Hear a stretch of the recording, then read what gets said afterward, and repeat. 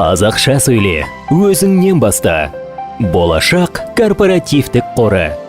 Жоба демеушісі BI Group инвестициялық құрылыс компаниясы.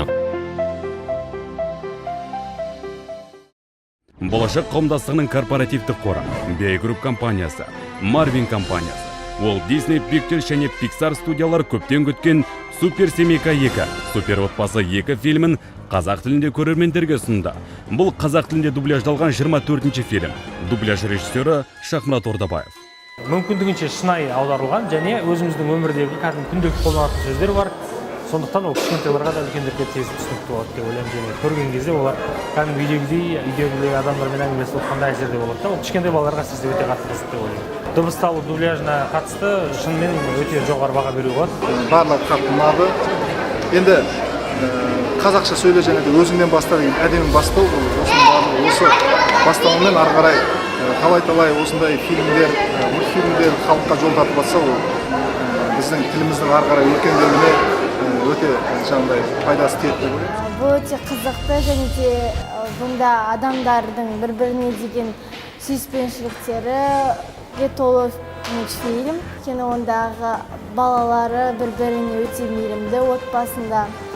Және де олар өте күлкілі.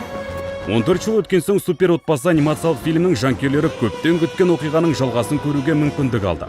Осы уақыттың ішінде көп нәрсе өзгерді. Бірақ Супер отбасы кейіпкерлері сол қалпында қалды.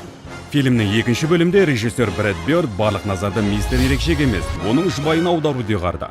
Фильмнің желісі бойынша Хелен Парр отбасының көшбасшысы, ал оның күйеуі Джек балақайдың тәрбиесімен айналысатын болады. Яғни көрермендер бұл жолы жақсы көретін мистер ерекшені басқа қырынан көреді.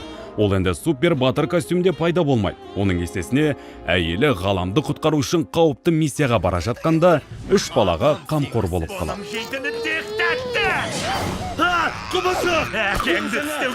Супер отбасы 2. Барыңды сал, атана болу нағыз қаһармандық. Супер отбасы 2 фильмі маған өте ұнады. Неге десеңіздер, ең алдымен осы жобаны, осы киноды алғаш рет қазақ тілінде көрдік.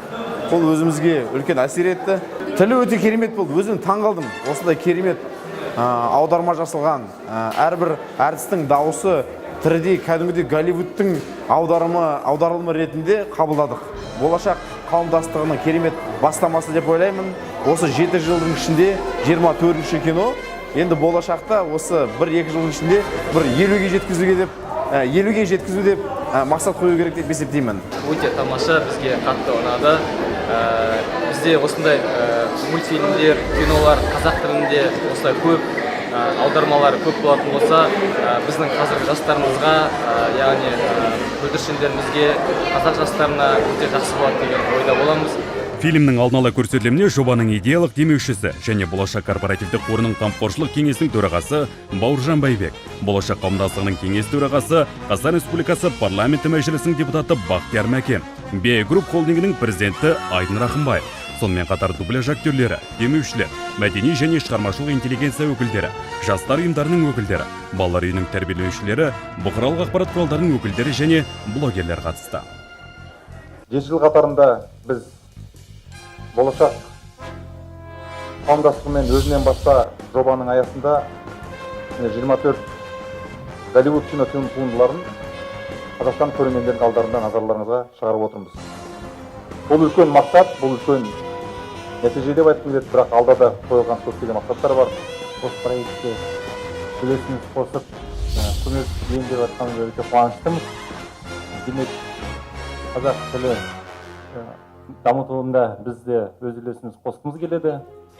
Дубляж жайында қызықты ақпараттар. Айкөркем Әділгереева және Дидар Құралбаев үшін аталған фильмдегі жұмыс дебюттік болды. Қазақ тілінде Шастик аты желаяқ деп аударылды.